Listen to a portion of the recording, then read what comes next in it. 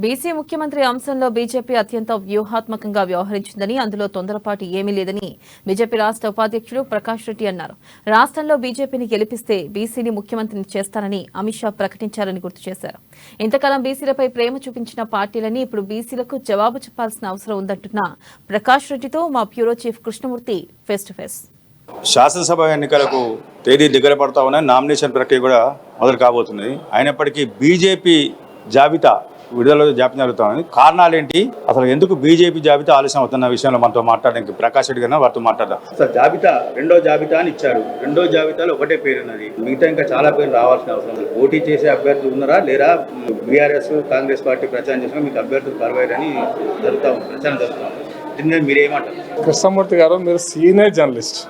BJP గురించినటువంటి BJP పుట్టుకప్పటి నుంచి నాకు తెలిసి మీకు అనుభవం ఉంది. 2014 ఎన్నికలలో బీజేపీ లిస్టు 2014 ఎన్నికల్లో మీకు గుర్తు చేస్తున్న, మీరు కూడా ఇక్కడే ఉన్నారు. రాత్రి 10 గంటలకు ప్రకటించారు. రేపు పొద్దున నామినేషన్ అనగా మొత్తం లిస్టు 45 మంది ఎమ్మెల్యేలు, 7 పార్లమెంట్ సభ్యుల యొక్క లిస్టును రేపు పొద్దున ఎలక్షన్స్ అనగా ఇలా ప్రకటించారు.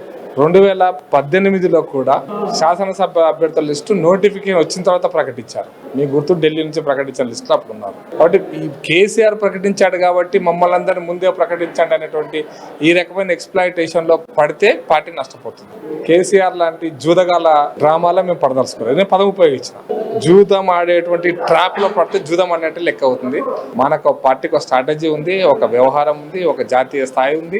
అన్ని రాష్ట్రాల్లో ఏ విధంగా అయితే పార్టీ అభ్యర్థులను ప్రకటిస్తుందో ఈ రాష్ట్రంలో అట్లాగే ప్రకటిస్తుంది. ఇది మొదటి అంశం. కాబట్టి ఆలస్యం అయింది అనేటువంటి దాన్ని నేను ఏకీభవించాను. వాళ్ళు ఎందుకు ప్రకటించుకున్నారంటే 4.5 సంవత్సరాల పాటు అసెంబ్లీలో తిరిగినటువంటి ఎమ్మెల్యేలు వాళ్ళందరూ కూడా చివరి ఈ కనీసం ప్రకటిస్తే 2 నెలలైనా తిరుగుతారనే ఉద్దేశంతో ప్రకటించుకున్నారేమో కానీ, ఎందుకంటే ఆ 4.5 నెలలు దోసుకోవడం తప్పించి ఇంకో పని చేయలేదు. మా కార్యకర్తలు నిరంతరం సమాజంలో ఉన్నారు, వ్యవస్థలో ఉన్నారు, పనిచేస్తున్నారు.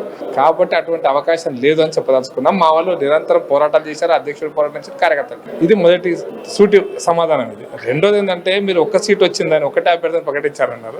అది ఒక్క అభ్యర్థిని ప్రకటించలేదు సార్. మొత్తం మొన్న డిసైడ్ చేసిన వాటిల్లో 58 మంది అభ్యర్థులను డిసైడ్ చేశారు. అందులో 52 మందిని ముందు ప్రకటించారు. ఇంకా ఒక్కటొక్కటిగా మిగతా క్లియర్ చేశారు. ప్రధానమంత్రి ముందు క్లియర్ చేసిన 58 మంది అభ్యర్థులను కూడా అక్కడక్కడ కొన్ని భిన్నాభిప్రాయాలు వచ్చినాయి కాబట్టి కొంచెం ఆఫ్ పెట్టారు తప్పిస్తే ఆ 58 ఫైనలైజ్ అయిపోతాయి. అవి కాకుండా మిగతా లిస్టు 1-2 రోజుల్లో తయారవుతుంది. తయారైనాక ఫస్ట్ నాడు ఆల్ ఇండియా మళ్ళీ ఎలక్షన్ కమిటీ మీటింగ్ ఉంటుంది. ఆ మీటింగ్ లో ఫైనల్ చేశారు. సార్, పార్టీ సీనియర్ నేత, మాజీ మంత్రి బాబు మోహన్, నేను పార్టీని వీడబోతున్నాను, పార్టీకి దూరంగా ఉంటాను, నాకు టికెట్ ఇచ్చినా నేను పోటీ చేయనని తాజాగా ప్రకటించారు. అంటే కిషన్ రెడ్డి కానీ, బండి సంజయ్ కానీ ఎవరు నాకు ఫోన్ మాట్లాడలేదు, నాకు రెస్పాన్స్ ఇవ్వట్లేదు అని చెప్పేసి ఆయన చాలా ఆవేదన వ్యక్తం చేశారు. అంటే పార్టీలో పరిస్థితి, సీనియర్ పరిస్థితి ఈ రకంగా ఉంటే ఇక కొత్తగా వచ్చే వాళ్ళు జూనియర్ల పరిస్థితి అని చెప్పేసి కూడా చర్చ జరుగుతాను. దీన్ని మీద ఏమంటారు? అంటే నేనంటే బాబు మోహన్ గారు ఆయనకైనా తక్కువ చేసుకుని అంటున్నా. బాబు మోహన్ గారు ఒక మాజీ మంత్రి, కిషన్ రెడ్డి గారు నిన్నమన్న మాజీ మంత్రి, అంటే బండి సంజయ్ గారు ఇప్పటిదాకా మంత్రి కాలే, అధ్యక్షుడు అయి ఉండొచ్చు, రాష్ట్ర అధ్యక్షుడు ఉండొచ్చు. ఒక రాజకీయ వ్యవస్థలో నువ్వు చాలా పెద్దోడివి బాబు మోహన్ గారు. బండి సంజయ్ గెలవలేదు, కిషన్ రెడ్డి గెలవలేదు, ప్రకాష్ రెడ్డి గెలవలేదు అనేటువంటి కొద్ది తక్కువ స్థాయి మాట్లాడి అనుకుంటారు. కాబట్టి మీ స్థాయిని మీరు తగ్గించుకోకండి దయచేసి. మీ దగ్గరికి వాళ్ళు వస్తారు, వాళ్ళ దగ్గర మీరు పోవాల్సిన అక్కర్లేదు. మీ స్థాయి పెద్దది అనుకున్నప్పుడు. కాబట్టి మీ స్థాయి తగ్గించుకుంటే మీకే నష్టం జరుగుతుంది తప్ప మా పార్టీకి నష్టం జరిగేదేం లేదు. గతంలో కూడా పార్టీ ఆయనకు అవకాశం ఇచ్చింది శాసనసభ్యుడిగా. ఆ ఎన్నికల్లో పోటీ చేశాడు, ఫలితాలు చూసినాం. కాబట్టి స్థాయి తగ్గించుకుంటే ఫలితాల యొక్క ఎన్నికల ఫలితం కూడా భిన్నంగా ఉంటుంది. కాబట్టి తగ్గించుకోవద్దని మాత్రం సలహా ఇస్తున్న పెద్దవారిగా వారికి బాబు మోహన్ గారికి. పాటిస్తే మంచిది, పాటించకుండా ఆయన ఇష్టం. అది ఆందోళన నుంచి ఆయనకు పోటీ చేయని అంటున్నారు. అంటే కొత్త అభ్యర్థి ఎవరైనా వెతుకుతున్నారా? కొత్త బీజేపీ కార్యకర్తలు లేని గ్రామం లేదు, లేని బూత్ లేదండి. అభ్యర్థులను ఎత్తుక్కోవాల్సిన అవసరం లేదు. ఒకవేళ పార్టీకి నిజంగా వాతావరణం ఉంటే ఎవరైనా గెలుస్తారు, ఎవరికి ఇచ్చిన సీటు గెలుస్తారు. అట్లా టీఆర్ఎస్ పార్టీలో పెద్ద అంత తురుంచెల్లేం గెలవలేము. మొదటిసారి కాంగ్రెస్ పార్టీ అంత తురుంచెల్లిగా వాళ్ళంతా ప్రజాక్షేత్రంలో ఉద్యమాలు చేసి, ధర్నాలు చేసి, కార్యక్రమాలు చేసి, ప్రజల మధ్యలో ఉండి, ప్రజలతో రోజు మమేకమై ప్రజల పోరాటం చేసి ప్రజల కోసం నాయకత్వం వేసి గెలిచిన్నారా? పైనుంచి ఊడిపడ్డ హెలికాప్టర్ నాయకులు ఎంతమంది లేరు? మరి వాళ్ళందరూ ప్రజల మధ్యలో పనిచేస్తే గెలిచిండ్రా? కాబట్టి బీజేపీకి నాయకులు తక్కువ లేదు, కార్యకర్తలకు తక్కువ లేదు.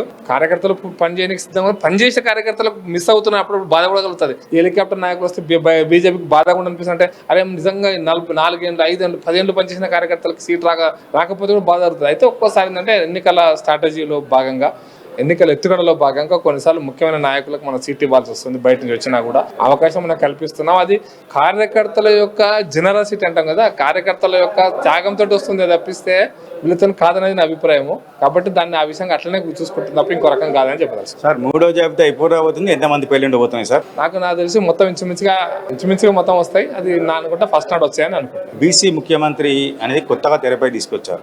ఇటు బీఆర్ఎస్ కానీ కాంగ్రెస్ పార్టీ కానీ ఓసీలకే ముఖ్యమంత్రి ఇస్తామన్న కోణంలో వెళ్తా ఉన్నారు. బీఆర్ అయితే చాలా స్పష్టంగా బీఆర్ఎస్ వైఖరి ఉంది. అయితే కేసీఆరా లేకపోతే కేటీఆర్ సీఎం అవుతారని, అంటే కాంగ్రెస్ ను టార్గెట్ చేశారా లేకపోతే బీసీ కాన్సెప్ట్ మీకు ఎంతవరకు పనిచేస్తుంది?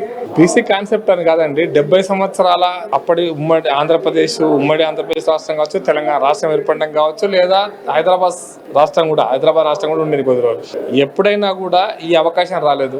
కాబట్టి ఒకసారి సాహసోపేతమైన నిర్ణయం తీసుకొని సాహసోపేతమైనటువంటి ప్రకటన కనుక చేస్తే ఖచ్చితంగా ఇది సమాజంలో రేపటి మార్పుకి ఇప్పుడు నాంది పలికారు. నిన్న అమిత్ షా గారు మాట్లాడినటువంటి మాట అదేదో క్యాజువల్ గా నోట్ల నుంచి వచ్చింది, అప్పటికప్పుడు వచ్చింది, లేకపోతే ఏం చేయకుండా విచక్షణ లేకుండా మాట్లాడారు. అయితే బీజేపీ వాళ్ళకి దెబ్బ తగ్గుతుంది, దీనివల్ల దెబ్బ తగ్గుతుంది, ఇదేదో నష్టపోతారు, ఇవన్నీ కూడా పిచ్చి మాటలు అవన్నీ. ఇది చాలా పెద్ద ఎత్తున వ్యూహాత్మకంగా చర్చోపచర్చలు జరిగి దాంట్లో తీసుకున్న నిర్ణయం కాబట్టి ఇది ఆషామాషి నిర్ణయం కాదు, ఆషామాషి ప్రకటన కాదు. నిన్న ప్రకటనను ఎవరైనా ఆషామాషిగా తీసుకుంటే తప్పు. అది ఎన్నికల మీకు లాభం ఇస్తుందా నష్టం ఇస్తుందా, ఎన్నికల లాభమా నష్టమా అనేది ఈ చర్చగానే కాదు.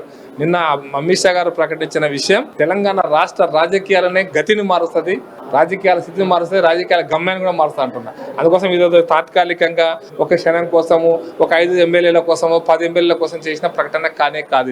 ఇది అర్థం చేసుకోగలిగితే తెలంగాణ రాష్ట్ర రాజకీయ విశ్లేషకులు ఇది అర్థం చేసుకోగలిగితే మీడియా మిత్రులకు కూడా సలహా ఇస్తున్నా. దీన్ని ఏదో చిన్నగా చేసి ఈ బీసీ ముఖ్యమంత్రి అంతా మాత్రాన మీకేమొస్తాయి, మీకు అధికారం వస్తుందా, బీసీ ముఖ్యమంత్రి అవుతాడా, 10 సీట్లు ఎక్కువ వస్తాయా, ఏది రావు కాబట్టి మీరు చేసుకుంటున్నారు, ఇవన్నీ కూడా ఒక స్థాయి దాటినటువంటి తక్కువ చేసిన మాటలు ఇవి.